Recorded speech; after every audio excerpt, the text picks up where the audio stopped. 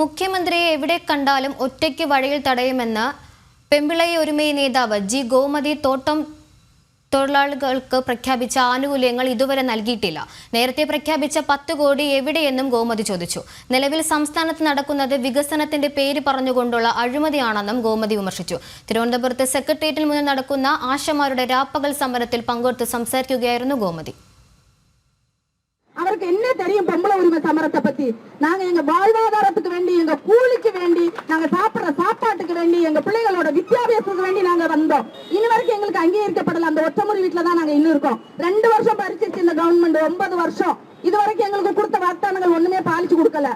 லய ரூபீகரணத்துக்கு வேண்டி 10 கோடி കഴിഞ്ഞ 5 வருஷத்துக்கு முன்னாடி ஒதுக்குனாங்க. அது என்னாச்சுன்னு தெரியல. இந்த வருஷம் 10 கோடி ஒதுக்கிருக்காங்க. அது என்னாச்சுன்னு தெரியல. கேரளா முக்கியமந்திரியை ரோட்ல பார்த்தா கண்டிப்பா நான் வண்டி தடைவேன், ஒற்றைக்கு தடைவேன். தடைஞ்சு 10 கோடி என்னாச்சு, தோட்டம் தொழிலாளிகளுக்கு ஒதுக்கின 10 கோடி என்னாச்சுன்னு முக்கியமந்திரி, ஏன்னா ஏற்கனவே நான் ஒற்றைக்கு முக்கியமந்திரியோட வண்டியை தடைஞ்சவன். ஏன்னா இங்க அழிமதி தான் நடந்துருக்கு, விகசனம்ன்ற பேர்ல அழிமதி தான் நடந்துகிட்டு இருக்கு. அது தோட்டம் தொழிலாளிகளோட பிரச்சனை அங்கேயே தான் நிக்குது. இது வரைக்கும் அந்த சமரத்தை அடிச்சு அமர்த்திட்டு நாங்க எங்க நிக்கிறோமோ அங்கதான் நிக்கிறோம்.